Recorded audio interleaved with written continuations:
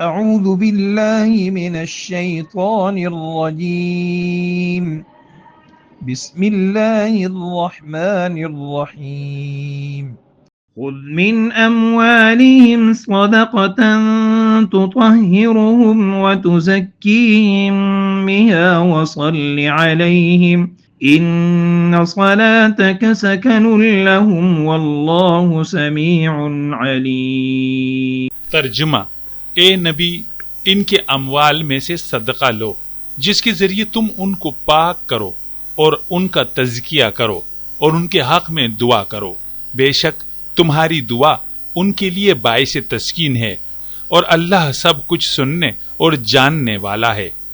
مولانا مودودی رحمہ اللہ نے فرمایا، یہاں صدقہ سے مراد زکوٰۃ اور عمومی صدقات دونوں ہو سکتے ہیں۔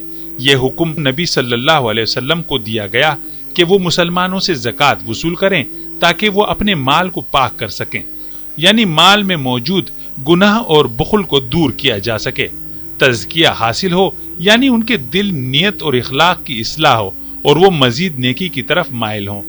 نبی صلی اللہ علیہ وسلم ان کے لیے دعا کریں کیونکہ نبی کی دعا مسلمانوں کے لیے برکت اور اطمینان کا باعث بنتی ہے۔ یہاں یہ بات واضح ہے کہ نبی صلی اللہ علیہ وسلم خود زکوٰۃ لینے والے نہیں تھے بلکہ زکوٰۃ وصول کر کے اسے مستحقین تک پہنچانے کے ذمہ دار تھے۔ اللہ تعالیٰ نے واضح فرمایا کہ وہ سب کچھ سننے اور جاننے والا ہے، یعنی وہ بندوں کے اعمال اور نیتوں سے پوری طرح واقف ہے۔ یہ آیت اسلامی معیشت میں زکوٰۃ کی اہمیت کو واضح کرتی ہے کہ یہ دولت کی پاکیزگی، معاشرے میں مساوات اور سماجی بہبود کا ذریعہ ہے۔ زکوٰۃ دینا در حقیقت انسان کو اپنے مال کی آزمائش میں کامیاب ہونے کا موقع فراہم کرتا ہے اور اس کے ذریعے وہ اللہ کی رضا حاصل کر سکتا ہے۔